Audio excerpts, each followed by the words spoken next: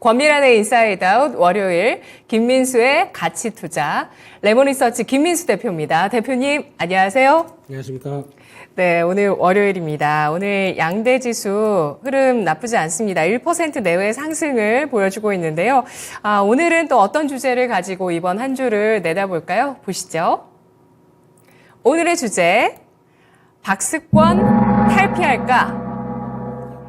일단 상당히 좀 제한된 모습을 보여주고 있습니다. 정말 꿈 같았던 지수의 장대 양봉.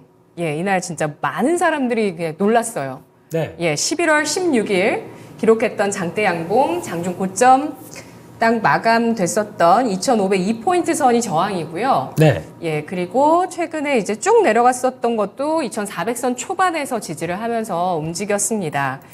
자, 이번 주 전망부터 들어가 볼게요. 이번 주는 또 휴장 일정이 있어요. 네. 한 일주일 사이에 뭐 100포인트 왔다 갔다는 기본이네요. 네. 한국 증시에 100포인트 왔다 갔다 하는 거 견디지 못할 사람은 매매하면 안 된다. 이런 느낌으로 지금 움직이는 거죠? 네, 뭐 이 정도다, 이 정도다, 뭐 이런 느낌. 그럼 우리 앵커님은 네. 이번 주 2,500 안착 실패. 이번 주요? 예, 대답은 네. 안착 성공까지 보기에는 이번 주 너무 짧지 않을까요? 이번 주도 쉬는 날 저희는 안 쉽니다. 저희는 안 쉬고 쉬는데. 예, 미국만 쉬는데요. 근데 하는 척 많은 척 할 것 같아요. 하는 척 많은 척. 네네. 그 부근 근처 와가지고 또 약간 민기적 된다. 그렇다고 그렇게 밀리지도 않고. 밀리지도 않고. 네. 그러면 정치 테마주만 해야겠네요. 네. 추석 전부터 네. 정치 테마 얘기는 또 저희 방송에서도 예. 단타 트레이딩 전략을 또 잘 세우시는 전문가님들께서 많이 얘기하셨었어요. 네. 또 그 시즌이죠. 예, 시즌이긴 한데. 네. 그건 뭐 좀 이따가 다시 말씀드리기로 하고요. 네. 시장은 모르겠습니다. 지금 이제 여전히 박스권이죠. 2,400, 2,500 여기서 왔다 갔다 하면서. 네. 이제 자체적인 모멘텀을 뭐가 보여주겠느냐라는 쪽을 봤을 때 이게 이제 미국장은 이제 수요일 이후로는 거의 뭐 폐장 분위기, 예, 추수감사절 폐장 분위기로 나온다고 하게 되면 저희는 이제 우리 나름대로의 뭔가로 막 동력으로 찾아야 되는데 동력이 그렇게 강한 시장인가요? 예, 강한 시장이 아닙니다. 네. 예, 그런 쪽에서 오늘 같은 경우도 단적으로 그러죠. 시장이 이제 움직이는데 딱 눈치 봐서 어디로 갈까? 2차전지 반도체 쉬고 이런 쪽으로 또 나오기 시작하죠. 근데 반도체는 아무래도 엔비디아 실적 뚜껑 까봐야지 이런 입장이다 보니까 또 한쪽으로 좀 강한 모습들 나오고 그리고 또 지난주 금요일 날 앨범알이 또 반등에 성공하려고 하는 움직임이 나오다 보니까 그런 쪽에서도 변화가 같이 나오고 있고 이런 쪽이 연결되다 보니까 아무래도 섹터 쪽에 둘 다 실기는 좀 힘들겠고 한쪽으로 움직이는 경향들이 좀 나오고 있다라고 봐야 될 것 같고 또 지금 특징은 그겁니다. 아마 오늘도 보니까 지금 현재 외국인들이 선물을 5,000개 이상 매수를 하고 있죠. 이 시간대에 5,000개면은 꽤 높은 수치인데 아마 이걸 가지고 또 시장 흐름들은 또 보통 외국인들이 선물 한번 방향 바꾸고 나서는 거의 또 정체를 보이는 경향들이 높기 때문에 여기서 더 이상 더 많이 사줘야 되겠죠. 근데 지금 외국인들은 하방 포지션입니다. 쉽게 말씀드리면 외국인들 입장은 지금까지 지난 여름 때 이후부터는 계속 선물을 매도를 해왔기 때문에 거기서 뭐 여러 가지 관리를 했다고 봐야 되겠죠. 근데 이거를 지금 좀 어느 정도 벗어나야 됩니다. 그렇다는 얘기는 선물 매도했던 게 선물 매수로 좀 전환되기 시작하면서 변화가 나와야 되는데 그게 과연 나올까? 이게 지금 핵심인 거죠. 아직은 중립 포지션인가요? 아닙니다. 지금 이제 계속 정리하고 있습니다. 정리하는데 티 안 나게 하려고. 네. 조금이라도 좀 시장에서 긴가민가 할 때 이럴 때 훅 들어가서 시장에 좀 덜 영향을 주고 선물 매도 청산하는 이런 과정이 나오고 있고요. 그런데 또 그 사이에 이제 공매도 관련된 쪽에서 금지 이후에 나왔던 여러 가지 데이터를 보게 되면 공매도 많았던 종목들이 주가 탄력들이 그러면 세야 되지 않습니까? 또 세지는 않습니다. 그만큼 공매도 금지 관련돼서 시장 대비해서 잔고가 이제 잔고 대비해서 10개 종목들 보게 되면 거의 절반 정도는 아직 시장 수익률에 못 따라오게 됩니다. 그만큼 여전히 공매도를 청산한다고 하더라도 움직임이 좀 덜한 모습들로 나오고 있고 그밖에 기존에 어떤 시가총액 상위 종목들에 대해서 공매도 많았던 종목들은 거기서 좀 전환이 좀 들어오고 있다 보니까 거기서 영향을 받는데 아마 이런 영향까지 다 본다고 하게 되면 시장 자체적으로는 일단 서서히 점진적인 변화가 나오지 않을까라는 쪽인데 이번 주가 아니라고 하더라도 2,500은 안착은 좀 돼야 되지 않나라는 쪽으로 바라보고 있습니다. 네.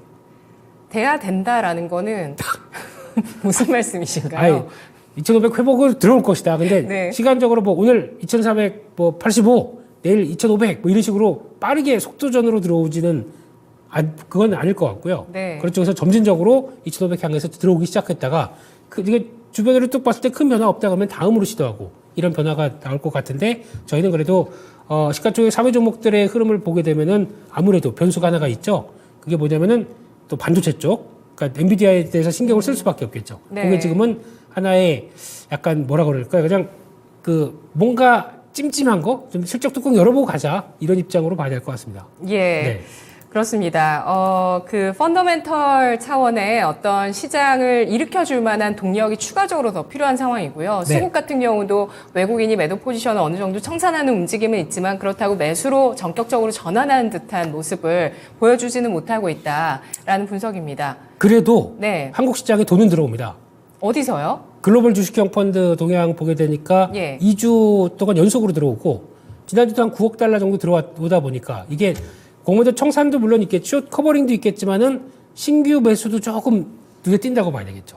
그래서 그것까지 감안한다라고 하게 되면 조금씩 여기서 두는 것보다 그러면 제일 글로벌 증시에서 처지는데 그래도 지금 내년을 바라봤었을 때 IT 반도체에 대한 경기 동향과 같이 확장으로 들어온다라고 하게 되면 제일 플레이를 해야 될 쪽이겠죠. 그러다 보니까 일단 이번 주는 한번 엔비디아 뚜껑 열어놓은 거 보고 그것 때문에 만약에 큰 변화 없었다 그러면 또 저희가 뭐 우려감이 너무 먼저 크다 그러면은 반대로는 또 시장이 그걸 역이용하겠죠. 그래서 그런 부분들 쪽을 체크를 하되 지금은 또 전혀 관심 없었던 2차 전지가 또 올라오는 것처럼 시장은 또 저희 관심과는 반대로 계속 또 불쑥불쑥 올라오다 보니까 오늘도 이번 주도 그렇죠. 뭐 휴장 미국 하고 있는데 국내 증시가 올라올까 또 모르죠. 그거는 또 어떤 모멘텀 맞춰가지고 또 불쑥불쑥 올라올 수가 있기 때문에 지금은 글로벌 증시 대비해서 주가 위치가 그렇게 높은 자리가 아니기 때문에 네. 상대적인 격차가 나 있기 때문에 이거 회복해도 된다는 관점 쪽으로는 보고 시장을 대응해야 될 것 같습니다.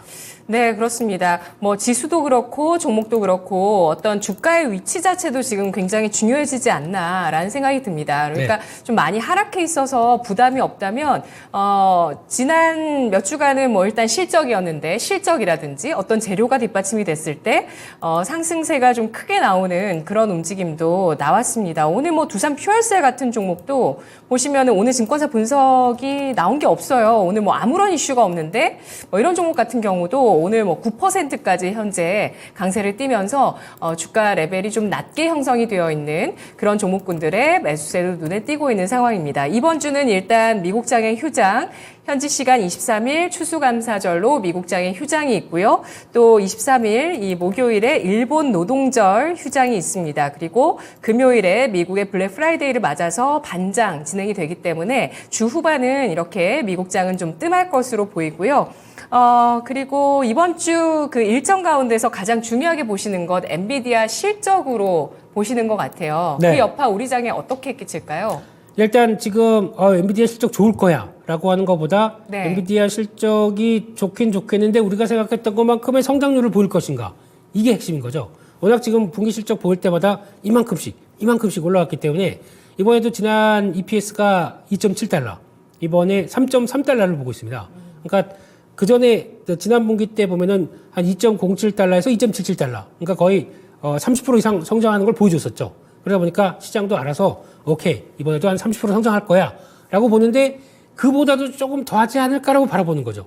근데 살펴보면은 미중 갈등이 좀 있어서 네. 그 부담을 3분기에 소화한 거 아닌가요? 그렇죠. 이제 실적이 약간 주춤할 가능성도 있지 않을까요? 그렇죠. 이제 그게 차지하는 비중이 얼마일지 예. 또 그 얘기하는 부분들이 얼마나 될지 아니면은 그걸 또 그렇게 근데 엔비디아 입장 쪽에서도 중국이 중요한 걸 알다 보니까 그보다도 더 다운그레이드 시켜가지고 다운 모델 가지고 지금 수출을 하려고 노력 중입니다. 이것까지도 승인해 주세요라고 하는 마당이다 보니까 보기에는 중국의 어떤 영향력은 그래도 적지 않다라고 봐야 되겠죠. 근데 그럼에도 불구하고 나머지 쪽은 워낙 지금 풀 가동이 되고 있는 상황이다 보니까 네. 실적에 대한 기대감은 높은 건 사실인데 그렇다고 하더라도 지금 원하는 만큼 또 강하게 못 들어가는 게 엔비디아 입장 쪽에서는 지금 병목 현상이 나오고 있거든요. 왜냐면 패키징 쪽에서 어느 정도 강화된 모습들을 못 가져가고 있는. 그래서 TSMC가 잘 처리를 못 해주고 있어요. 그러다 보니까 내년 가게 되면 우리 괜찮아. 우리 이제 공장 완공, 패키징 관련 공장 완공 다 될 거야라고 하다 보니까 아마 내년 한 상반기 끝에 가서는 또 다시 실적이 레벨업할 수는 있겠죠. 근데 그 사이에 이때가 기회다라는 쪽에서 다른 칩 업체들이 오히려 또 기회를 타서 엔비디아 거 지금 잘 못 받고 비싸시죠? 예, 저희 거 써보세요 하고 영업하는 이런 회사들이 나오기 시작하게 되면 살짝 또 그때 시장주의가 점유율들이 뭐 거의 90%대 있다가 약간 좀 떨어지기 시작하면서 다른 업체들이 약진을 한다. 그러면 또 다른 변화가 될 수는 있겠죠. 그런데 여기서는 그러면 우리 국내 업체 쪽에서는 어차피 그 칩과 관련된 쪽에서 저희가 뭐 대응할 수 있는 뭐 수혜를 찾는 거는 없습니다. 근데 누가 됐든 간에 뭐 엔비디아가 그렇건 아니면 뭐 다른 AMD는 거의 이제 파운드리까지 삼성전자가 맡기로 했지 않습니까? 이런 식으로 나오기 시작하고 뭐 다른 뭐 인텔 같은 경우도 하기 시작했을 때 인텔은 나중에 가게 되면 자체 소화할 거라고 보여지고 있지만은 그럼에도 불구하고 이런 식으로 나왔을 때 HBM은 더 커질까요? 덜 커질까요? 당연히 더 커지겠죠. 네. 그런 관점에서 바라보는데 왠지 좀 주가가 특히 SK 하이닉스 입장으로 본다고 하더라도 지금은 거의 독보적으로 엔비디아에 들어간다고 하더라도 네. 지금 SK 하이닉스의 가장 큰 단점이 뭐냐면은 시장에서 얘기하는 부분들은 그겁니다.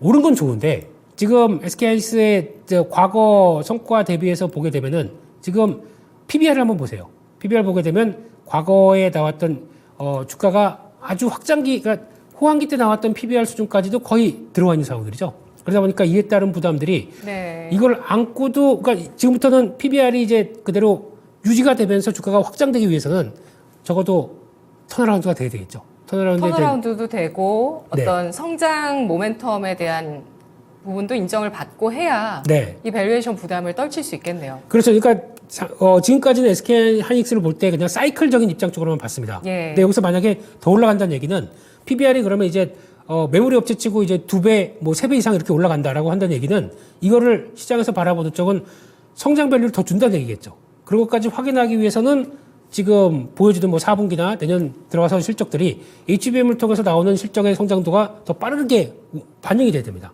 그러다 보니까 SK 하이닉스는 이제 약간 사이클 입장 쪽에서 벗어나기 시작을 하겠죠. 그게 좀 확인이 돼야 된다고 하게 되면 시간은 살짝 걸리되 만약에 그런 성장 밸류가 반영된다. 주가는 폭발합니다. 그게 가능할까요?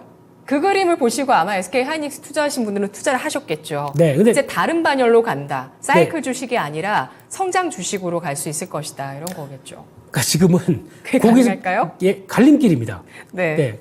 메모리 업황 좋아진다고 했는데 주가는 많이 올라왔는데 근데 거기서 이제 시장에서는 아직 보여주지 못했던 HBM이 이만큼에서 이만큼 실적을 들어올 거예요 라고 하는 거를 좀 확인을 하고 싶은 거죠. 그게 이제 반영이 되기 시작하는 시점은 성장률을 더 준다. 그러면은 이거는 그러니까 삼성전자와 SK하이닉스의 차이가 이제 거기서부터 벌어지기 시작하겠죠. 만약에 그렇게 되면. 근데 삼성전자가 우리도 잘합니다. 라고 하게 되면 이제 추격해서 돌아올 거고요. 그 관점들에 대한 밸류 평가가 내년은 되게 중요하다라고 봐야 될 것 같습니다. 한국장에 상장되어 있는 약점은 없나요? 노코멘트 하겠습니다. 네. 예, 당연히, 있죠. 네. 당연히 있습니다. 그래서 거기서 갑자기 하기가 싫으네요. 네.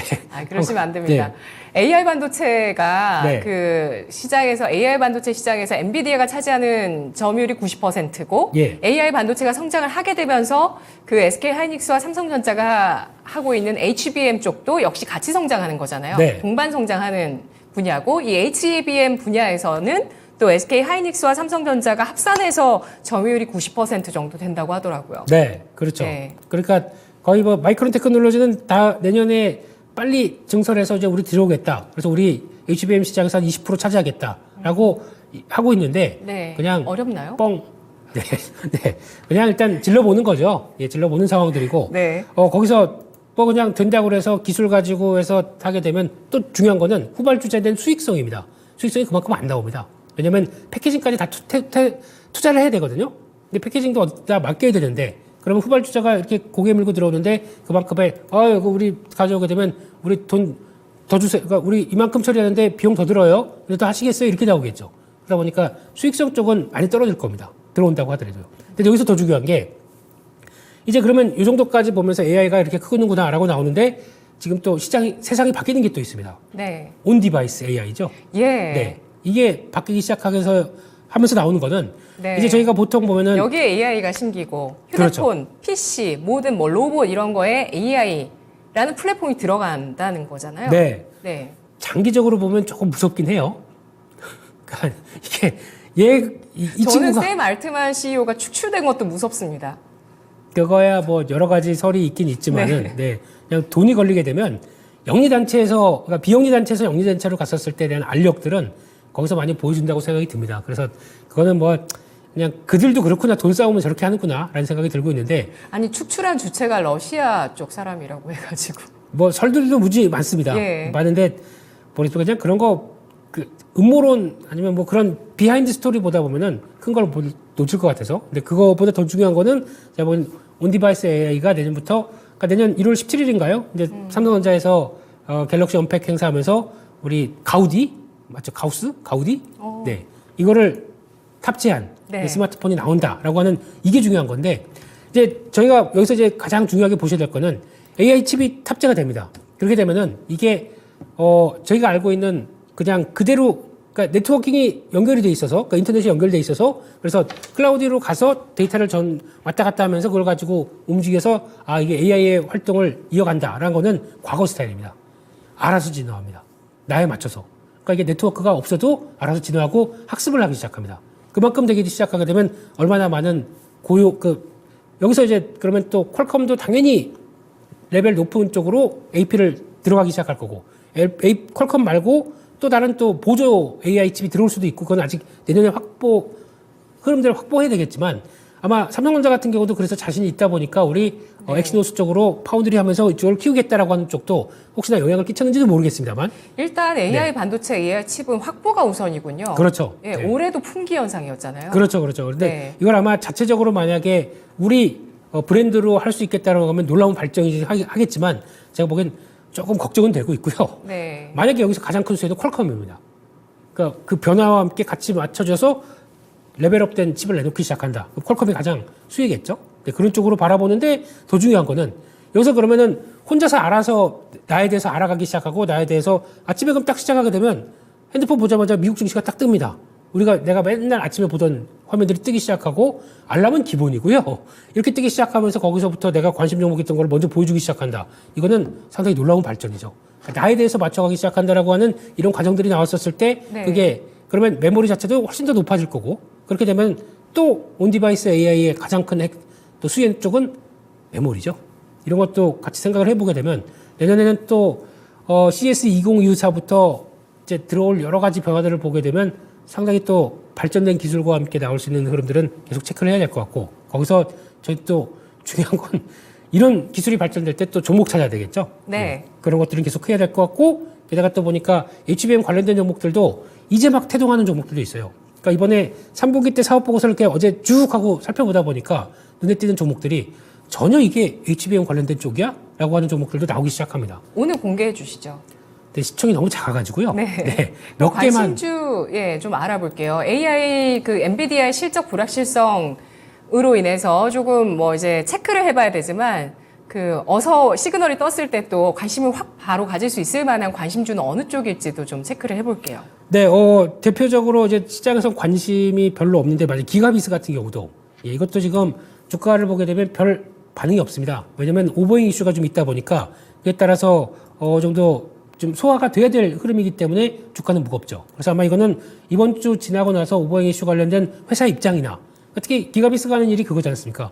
패키징으로 들어갔는데 거기를 테스트를 하는 업체. 이거는 글로벌 업체 쪽에서 그렇게 거의 없거든요. 이런 쪽에서 성과를 낸다라고 하게 되면 아마 관심이 높아질 수밖에 없다고 봐야 될 것 같고요. 그런 쪽에서 또 하나 눈길이 너무 상장한 지 또 7개월 차네요. 그렇습니다. 기가비스. 이번에 네. 상장한 회사들 쪽에서 그런 회사들이 좀 있어요. 또 대표적으로 메가터치 같은 경우도 그렇거든요. 이쪽도 저희가 잘 모르는데 소켓 관련된 쪽이에요. 네. 소켓 부품 관련된 쪽에서 검사 장비 쪽에 들어가는 대표적인 회사인데 이것도 이제 상장한 지 얼마 안 되다 보니까 잠깐 좀 고민되는 거죠. 그런 플레이도 있을 거고 또 하나 JT 같은 경우도 마찬가지로 이 회사도 어느 정도 DDR5 관련된 쪽에서도 성과를 냈다가 사업 보고서 보게 되면 우리 벌써 납품 테스트, HBM 관련된 쪽으로 납품 테스트하고 들어가고 있다는 쪽이 나와 있거든요. 이런 회사 같은 경우도 시장에서 잘 몰라주는 거죠. 근데 나중에 이런 회사가 찾다 보니까 대여섯 개가 있는데 중요한 거는 아마 나중에 엔비디아 실적 끝나고 다시 HBM 관련된 쪽이나 이쪽에 대해서 좀 조정받게 되면 또 올라갈 거 아닙니까? 그런 관점이 나왔을 때 2차로 움직일 만한 종목들 쪽으로는 한번 또 소팅하고 보셔야 될 것 같습니다. 네. 네, 새로운 HBM 관련주로 부각될 수 있을 만한 종목군들도 차차 선별해서 움직임을 지켜보시죠. 금리 하락의 수혜주도 살펴보겠습니다. 금리 네. 하락 시기에 대해서 내년 6월 얘기가 처음 나왔다가 내년 3월 가능성도 오늘 많이 얘기를 하더라고요. 네. 네. 근데 금리 인하는 저는 기대감만 놓여 있어도 시장에 어쨌든 도움이 되니까요. 언제 하락되는지는 차차 더 차후 지켜보는 걸로 하고 네. 그런 금리 하락의 수혜주 접근해봐도 괜찮을까요? 네, 일단 지금 같은 시점에 금리가 언제 인하되고 이런 건 중요하지 않은 것 같고요. 네. 시장이 설레발 갖추게 되면 네. 그에 따라서 움직이는 종목들에 대한 흐름들을 봐야 되겠죠. 네. 그러다 보니까 일단 가장 핵심은 금리가 이제 떨어진다라고 했을 때 가장 수혜는 뭘까요? 주변에서 찾을 수 있는 거는 이제 구매력이 살짝 또 올라가는 게 나오겠죠. 그러면 자동차? 그러면 전기차? 이런 쪽이겠죠. 거기다가 또 이번에 가격을 좀 내려놨어요, 다들. 그러면 사고 싶었는데 그런데 다시 저희가 얘기했듯이 전기차 이제 꺾였다, 한물 갔다 이러지 않거든요. 또 뭔가 트리거만 나온다 그러면 어차피 장기 트렌드는 이어가거든요. 그런 쪽에서 이런 변화가 나왔다 그러면 성장주의 또 대표 주자가 2차전지지 않습니까? 그럼 또 움직일 여력은 된다라고 봐야 될 것 같고, 네. 게다가 또 그에 따라서 성장주의 관점으로 나오는 종목들은 다 같이 또 고개를 들기 시작하겠죠. 대표 주자가 로봇. 네. 오늘 같은 경우 두산 로보틱스가 움직이는 근거라든가, 네. 그리고 레인보우 로보틱스는 모르겠습니다. 이거는 좀 회사가 좀 성과를 좀 보여줘야 될 것 같아요. 삼성 쪽에서 우리 뭐 하고 있는데 뭐 하는지 혹시 아십니까? 레인보우 로보틱스에 대해서 네. 삼성과 연결해서 뭘 한다고 하는데 하는 어떤 구체적인 유관들이 보여주기 시작해요. 지분이 있잖아요. 그게 다잖아요, 지금은. 네. 그리고 그것도 크죠. 지분 갖고 있는 건 좋은데, 네. 그러면 지분 많으니까 삼성이랑 뭐 할 거야? 라고 가지고 지금 1년 동안 갖고 가고 있어요.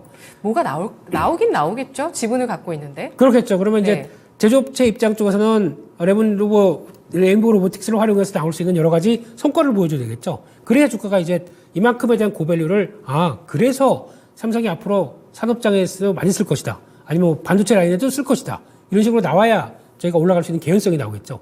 그게 확인되기부터는 또다시 2차 랠리가 나올 수 있다고 생각합니다만, 그거 나오는 과정을 지켜보다 보니까 상대적으로는 지금 요즘 수급상에서 변화 때문에 두산 로보틱스가 강하다고 봐야 되겠죠. 그런 쪽 봐야 될 것 같고, 그 밖에 또 저희가 많이 얘기하는 게임 쪽은 한번 쭉 지나왔습니다. 네, 지나왔고, 근데 그 중에서 또 제 개인적으로는 웹툰 쪽, 이쪽도 이번에 지스타 끝나고 나게 되면 항상 기억하셔야 될 게 한 2주 정도 지나면은 AGF가 열립니다. 애니메이션 게임 페스티벌이라고 해서 과거에는 2018년도 처음 시작했거든요. 이게 그때 당시 한 10,000명 조금 넘었던 게 한 2년 쉬었다가 코로나 때문에 쉬었다가 작년에 얼마 온지 아세요? 47,000명이 왔습니다. 그러면 그게 뭐냐면은 서브컬처 애니메이션 게임이다 보니까 같이 결합된 거. 그래서 이번 같은 경우는 지스타에 넥슨이 안 들어가고 애니메이션 AGF 쪽에서는 더 관심이 많다고 하더라고요. 이런 쪽으로 봤을 때 거기 들어가는 주최하는 입장이 애니플러스, DNC 미디어, 대우 미디어 이런 회사들이죠. 그만큼 우리는 한 축으로 게임만 계속 시장에서 관심이 많았었는데 이쪽도 우리 한 주축이다라고 하게 되면 그쪽에 대한 관심도 커질 수 있겠죠. 그게 대표적으로 나 혼자만 레벨업이라고 혹시 아시죠? 네. 이게 이제 애니메이션 나오고 게임이 나옵니다. 그런 쪽으로 그러니까 시장에서 관심은 컨텐츠 쪽에 대한 관심이 높은데 예. 컨텐츠에 대한 관심이 높다고 하더라도 과거에 스튜디오 드래곤에 줄 수 있는 밸류는 이 정도가 한계다라고 볼 수밖에 없는 게 너희 단독적인 IP가 뭐가 있니? 없지 않습니까? 근데 웹툰 같은 경우는 히트를 하게 되면은 이걸 가지고 드라마로 만들 수도 있고 또 영화로 만들 수도 있고 여러 가지 또 어떤 애니메이션으로 만들 수 있고 이런 애니메이션이 그거네요. 예. 그러다 보니까 이런 확장성에 대해서 바닥은 잡은 거죠. 바닥은 잡았기 때문에 이제 그 웹툰의 가치를 보자는 말씀이시죠? 그렇죠. 예, 예. 그런 쪽으로 나갈 수 있는 업체들 같은 경우는 계속 관심 있게 보는 게 맞다. 근데 우리나라에 대놓고 웹툰주에 대한 강한 흐름들을 보여주는 게 IP를 갖고 활용한다는 입장 쪽에서는 DNC 미디어가 가장 크고 웅장하다 보니까 네. 거기서 봐야 될 것 같고 그 밖에 또 볼 수 있는 게 키다리 스튜디오 이런 것 좀 있긴 있지만은 좀 약간 좀 약하다고 봐야 되겠죠. 네, 그런 쪽에서의 확장세들도 네. 한번 눈여겨봐야 되겠다라고 보여집니다. 저는 요즘에 그 백화점 그 마트 그런 데 많이 가거든요. 쓱데이여서 난리가 났어요. 네. 그리고 그 백화점 요즘 날씨 추워져서 많이들 가세요. 네. 그러니까 월동 준비를 해야 되니까 내복도 사시고 두꺼운 기모 달린 옷도 사시고 이러시거든요. 백화점에서요? 그럼요. 와우. 아니 스타필드 뭐 이런 데 있잖아요. 네, 예. 복합 쇼핑몰 이런 데에서. 근데 이제 크리스마스도 점점 분위기가 돼서 캐치티니핑 오늘 네. SAMG 엔터도 강세를 띠고 있고요. 그것도 그렇죠. 예. 그러니까 이 컨텐츠를 볼 때 가장 네. 중요한 거는 핵심적인 IP가 있느냐 없느냐입니다. 맞습니다. 그 차이가 제일 중요합니다. 네. 힌트를 주셨고요. 마지막으로 네. 에코프로 HN이 수급의 블랙홀 역할을 했거든요. 네. 지난주 금요일에. 에코프로 머티요?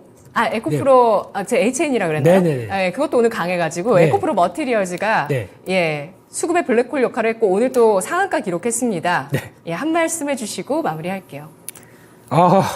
그냥 워낙 시장에 기대감이 없다 보니까 그거를 허를 찌르는 쪽이죠. 그래서 지금 또 이차전지 쪽이 기관은 외면했는데, 개인은 러브콜을 엄청나게 보냈습니다. 그러니까 여기서 자체적으로 움직이는 거죠. 예, 기관과 아마 기관 같은 경우 오늘 거래량 봐서는 갖고 있는 거 다 팔았을 것 같습니다. 이 정도라고 그러면 됐어. 그러면 자체 수급으로 돌아갈 수밖에 없는데 이제 중요한 거는 시총이 5주가 됐습니다. 5주가 됐다는 얘기는 앞으로 이제 보여준다는 얘기는 적어도 보여줄 수 있는 밸류까지 생각하게 되면은 이제 상장 차익에 대해서는 이제 물 건너갔지만은 이걸 가지고 앞으로 투자를 했었을 때 나오는 정부채 앞으로 중국을 배제하고 나올 수 있는 어떤 대체화 쪽으로는 좀 더 성장 밸류를 주느냐 마느냐에 대한 흐름이겠죠. 근데 5조 때는 어떻게 생각하십니까? 그러면 적어도 한 1, 2년 뒤에는 영업이익 1,000억이 나와야 되거든요. 가능하다고 하실까요? 가능하지 않다고 보시는군요. 아니요. 저도 가능하다고 봅니다. 가능하다고 보는데 그걸 지금 당겨온 게 좀 컸다라는 생각이 듭니다. 그래서 지금은 아마 개인적으로 플레이는 그냥 장중에만 계속 대응했습니다. 그리고 오버나잇을 못 하겠어요. 예, 이런 쪽에서 아마 내일 정도 가면은 한번 좀 5조 이상에 대한 부담감은 나오기 때문에 약간 플레이하기 좀 어렵다라는 쪽으로는 봐야 될 것 같습니다. 알겠습니다. 에코프로 머티리얼즈 영업이익 1,000억은 나와줘야 하는 밸류에이션까지 왔습니다. 네. 네, 분석 잘 들었습니다. 고맙습니다. 감사합니다.